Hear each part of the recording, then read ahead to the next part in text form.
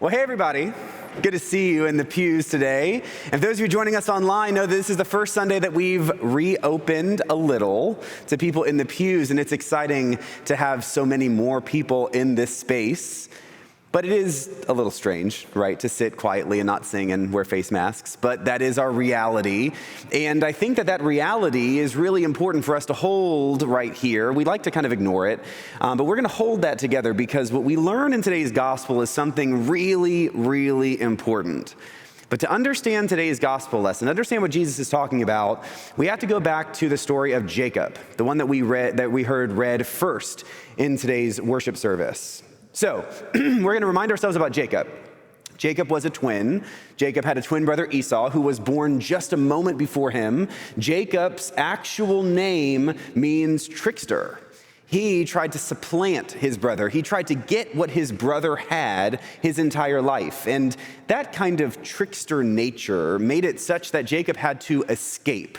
At one point, Jacob does just too much, goes a little too far. Esau gets really mad, and so Jacob runs away. And Jacob runs away from his family, and he finds himself kind of out in the wilderness one night, and he falls asleep, and he has a dream. And God comes to him in this dream, and Jacob sees a ladder that's going from heaven to earth. Between earth and heaven, there are angels going up and down this ladder. And God stands next to Jacob, and God says, "Know that I am with you and will keep you wherever you go." And this was an incredible moment, a story that was passed down for hundreds and hundreds of years, and would have been a story that informed what Jesus said in today's gospel lesson. So let's jump ahead to the gospel lesson, where Nathanael comes walking toward Jesus, and Jesus says, "Hey, Nathanael, I know you." And Nathanael kind of stops and says, "How do you know me?" And he said, "Well, I saw you under the fig tree." And Nathanael says, "You are the Son of God." And Jesus says, "Yeah, you might think that, but you're going to see even more amazing things. Because one day you will see the heavens opened up and angels ascending and descending on the Son of Man." Can you imagine the disciples and Nathanael in that moment, hearing Jesus say that? They probably stopped and thought, "Thanks, Jesus. Like, what in the world does that mean, right? What a weird thing to say, that they will see angels ascending and descending on the Son of Man." But you see, Jesus is hearkening back to Jacob's story. Jesus is bringing up this story that would have been pretty well known and reminding people that at one point, the Jewish people believed that God was in a particular place and time. See, if we go back to Jacob's story, Jacob actually named that place Bethel, literally the house of God. Jacob named that place because he believed God was there, God was present. And people used to go there. Israelites, Jewish people would go there and they would worship because they felt that God was more present there than in other places. And that idea persisted all the way through the temple period, where people believed that God was physically present there in the temple, and they would go to the temple in order to be in God's real presence. And so in today's gospel lesson, what Jesus is really doing is Jesus is taking that idea, that story, and he's saying what used to be a place is now a person. And what used to be a place is now a person, and that following this person, following Jesus, means that God is no longer in a certain place, but God is in us. God is with us. We don't have to go somewhere to find God. God is with us in our faithfulness and in our discipleship. That's powerful. And I think for followers of Jesus, that probably feels really good. But if we can have a moment of real talk real fast, that sounds great and theologically sound and might, for this moment, make us feel a little warm. But I don't know about you, but I'm getting tired of this pandemic. I'm exhausted by all this junk that we have to do. By not being able to shake a hand, by not being able to hug a friend, by wondering if the virus counts are going to go up or if my kids will be safe at school, not being able to travel when I want to or go eat where I want to. And it's just, I'm getting annoyed. And this kind of weight on us will just wear us down. Oh, and I didn't mention all the racial upheaval that we're in. Oh, and did you hear that there's an election coming, right? There's a lot that is pushing down on us, a lot that is weighing on us. And we can try to overcome, and we can put on a happy face, and we can stay optimistic, and we can try to be happy.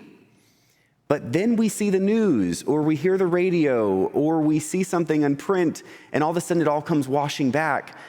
And if the power of today's gospel message does not resonate with you, if for some reason you think that maybe Jesus isn't needed right now, that God's presence isn't needed right now, I'm afraid you're not paying attention, because the world is messy.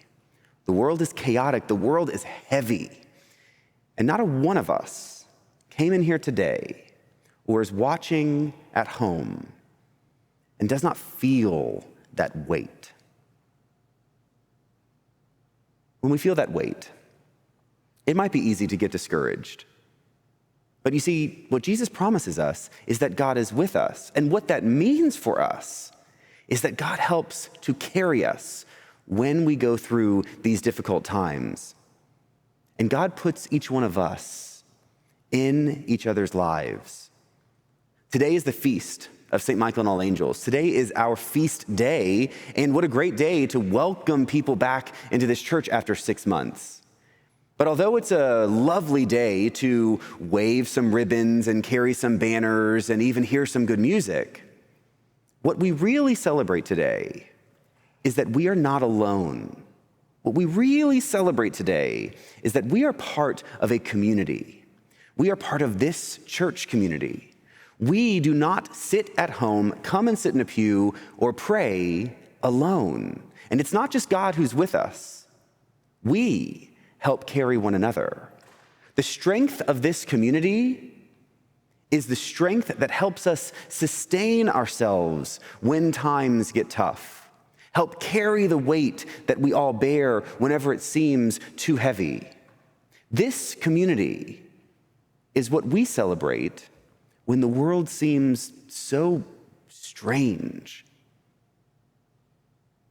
I want you to know that throughout this pandemic, people have reached out to me and to the other clergy with stories of hopefulness, with stories that find hope even in the dark places.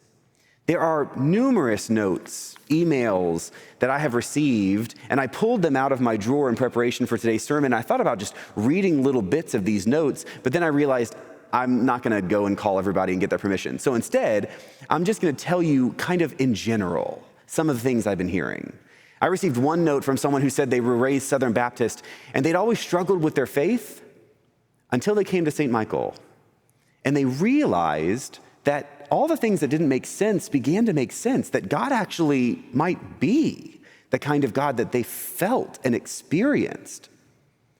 I had one person who reached out and said that they were perusing online services at other big Episcopal churches that I will not name. And they said that they came and they realized just how difficult it must be to put on a decent online worship experience because they hadn't realized how good ours was. Thank you very much. Yes.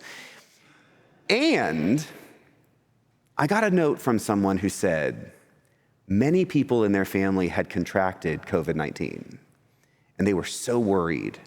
And they asked for prayers from their St. Michael family, from their neighbors, from their friends.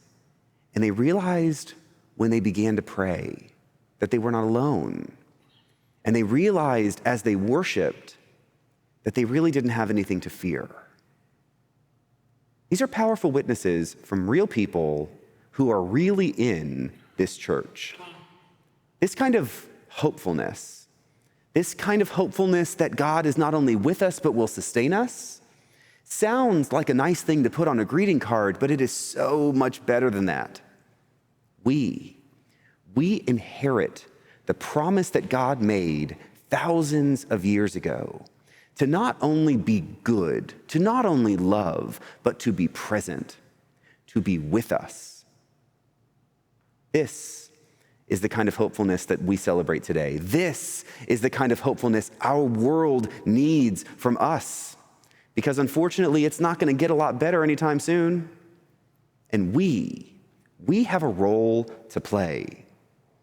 Jesus reminds us today that God is here and God is present, and the world needs us to stay united in that hopefulness, to stay united in our mission, to humbly worship God who created us and who hopes for us, to stay united in our mission to care for the poor, to care for the meek, to care for the sick, to care for the oppressed.